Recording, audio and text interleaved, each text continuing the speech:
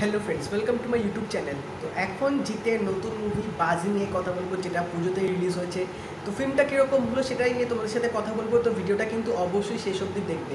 তো তোমরা হয়তো জানো যে এই ফিল্মটা হচ্ছে একটা তেলেগু ফিল্মের রিমেক। এবার যেহেতু আমি তেলেগু ফিল্মটা দেখিনি, তো সেই জন্যে আমি জানতাম না যে তেলেগু ফিল্মটা কীরকম। তো এই ফিল্মটা আমি as an original individual movie হিসাবেই তোমাদের সাথে রিভিউ করবো। তো জিতের কাছ থেকে আমরা প্রায় অনেক দিন বাদে এরকম একটা মাসালা এন্টারটেনমেন্ট মুভি পেলাম। বাট মুভিটা কি সত্যিই খুব জমলো না কি হলো না হলো সেটা অবশ্যই আমি তোমাদের সাথে এখন বলবো। গল্পটা যদি এখানে একটু করে বলে দিই, এখানে হচ্ছে জিতরা দুই ভাই এবং তার বাবার ক্যারেক্টারটা প্লে করছে অভিষেক চ্যাটার্জি, যে হচ্ছে একটা সময় খুব ভালো একটা প্রতিষ্ঠিত বিজনেসম্যান ছিল, যার একটা স্বপ্ন ছিল যে লন্ডনে বাঙালিদের জন্য বা ইন্ডিয়ানদের জন্য একটা সোসাইটি বা কমপ্লেক্স টাইপের করবে। এবং তার পার্টনার ছিল হচ্ছে সব্যসাচী চক্রবর্তী। বাট তখন সব্যসাচী চক্রবর্তী তার সাথে একটা ধোকাদারি করে, যার জন্য তখন তার বাবার যে ইমেজটা ছিল সেই ইমেজটা পুরোপুরি নষ্ট হয়ে যায়। সেই তার যে বাবার স্বপ্নটা ছিল সেটাও তখন পূরণ হয়নি। তো এখন আমরা কারেন্টলি যে দেখতে পাচ্ছি যে অভিষেকের একটা এমন ফেজ চলে আসবে যে সে হয়তো বেশি দিন আর বাঁচবে না, তার কাছে হয়তো হাতে খুব কম সময় থাকবে। এবং তিনি তখন জিৎ আর তার দাদাকে আসল ঘটনাটা বলবে যে তারা আগে কত বড়লোক ছিল, তারা আগে বেন্টলি করে স্কুলে যেত, তাদের একটা রাজপ্রাসাদের মতো থাকতো। তো তার বাবার সাথে এরকম কি ঘটলো এবং কেন ঘটলো এবং তার বাবার লাস্ট উইশটাও কি, সেটা তখন জিৎ এবং তার দাদাকে বলবে। এবং জিৎ এই ঘটনাগুলো শোনার পর তিনি একটা ডিসিশন নেবেন যে না, তার বাবার যে ইচ্ছাটা, তার বাবার যে সসম্মান নিয়ে তিনি মরতে চান, সেই ইচ্ছাটা তিনি পূরণ করবেন। তো এটাই পূরণ করার লক্ষ্যে তিনি নামবেন এবং কীভাবে সব্যসাচী চক্রবর্তীর যে ইমেজ এবং তার যে এম্পায়ারটা আছে সেটা কীভাবে ধ্বংস করবে সেই জিনিসটাই তোমরা এখানে দেখতে পাবে। তো গল্পটার মধ্যে কিন্তু টুইস্ট অ্যান্ড টার্নস রাখা হয়েছে। এবার দেখো, যেহেতু আমি অরিজিনাল ফিল্মটা দেখিনি, তো আমার ফিল্মটা কিন্তু দেখতে বেশ ভালো লাগছিলো।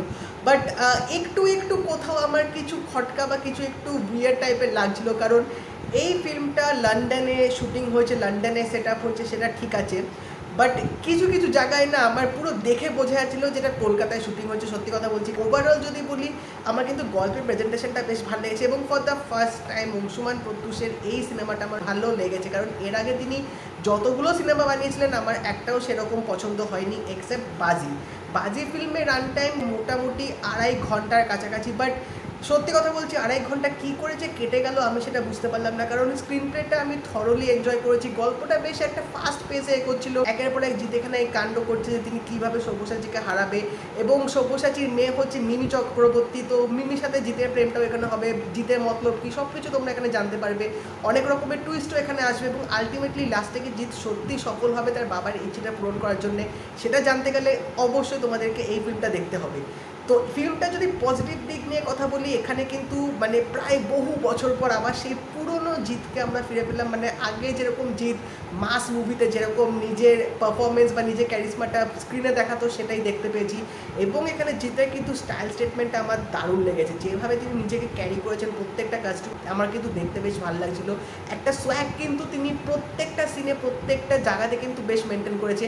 এবং কিছু কিছু জায়গায় জিতকে ভালোভাবে কিন্তু শর্টে ক্যাপচার করা হয়েছে, যেখানে তাকে একটা হিরোইক লুক বা একটা হিরোইক ফ্রেমের মতো রাখা হয়েছিল, যে সিনগুলো কিন্তু দেখতে আমার দারুণ লাগছিল।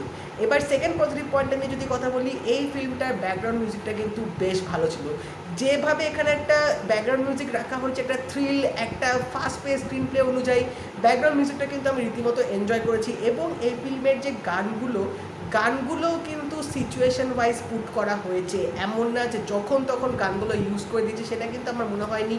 যে সিচুয়েশনে যখন যে গানটা বসানো দরকার ছিল সেই গানটাই বসিয়েছে। বাট গানের কোরিওগ্রাফিটা আর একটু বেশি ভালো হলে হয়তো গানগুলো দেখার যে একটা মজা সেটা আরও বেশি বেড়ে যেত। এবং অ্যাক্টিং দিক দিয়ে যদি বলি, জিৎ এখানে নিজে একাই 100, এখানে জিৎ পুরো সিনেমাটা নিজের কাঁধে নিয়েছে। তো এখানে জিতের অ্যাক্টিংটা কিন্তু আমার দারুণ লাগছিলো। এবং জিৎ ভার্সেস সব্যসাচীর যে ফেস অফ, যে সিনগুলোতে একদিকে জিৎ বসে আছে একদিকে সব্যসাচী বসে আছে, সেই মোমেন্টগুলো কিন্তু দারুণভাবে এখানে করা হয়েছে।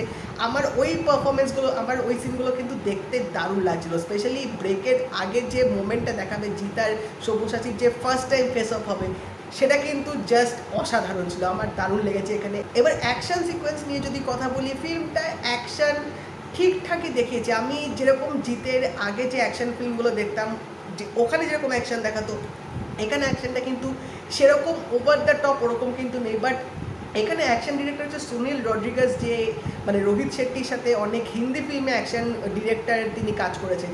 তো তার কাছ থেকে এরকম অ্যাকশন সিকোয়েন্সেসগুলো আমি সত্যি এক্সপেক্ট করিনি। আমি আরও ভালো কিছু অ্যাকশন এক্সপেক্ট করেছিলাম, যেটা জিতকে দিয়ে তিনি ভালোভাবে করাতে পারবেন, যেগুলো স্ক্রিনের মধ্যে অ্যাকচুয়ালি অডিয়েন্সরা এনজয় করবে।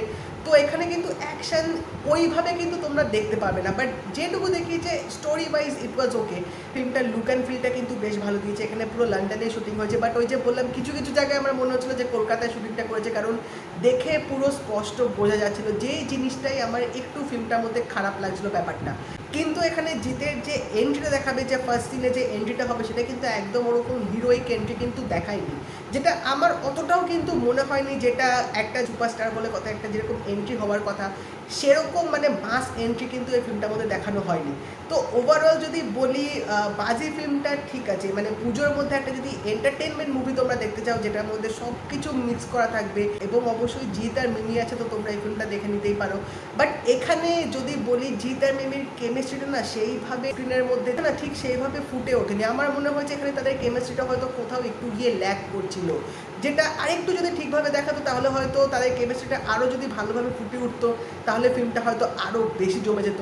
বাট এটা বলছি না যে ফিল্মটা একদমই খারাপ হয়েছে, সেটা না। তো ওভারঅল যদি রেটিং দিতেই হয়, আমি ফিল্মটাকে 3/5 স্টার দেবো। হ্যাঁ, একটু এক্সপেকটেশনস ছিল অবভিয়াসলি, কারণ অনেক বছর পর জিত আবার মাসালা ফিল্ম নিয়ে ফিরছিল। বাট তোমরা কিন্তু থরলি ফিল্মটা এনজয় করবে এইটুকু কিন্তু বলতে পারি, এবং সেই পুরনো জিতকে কিন্তু তোমরা আবার নতুনভাবে স্ক্রিনের মধ্যে দেখতে পাবে।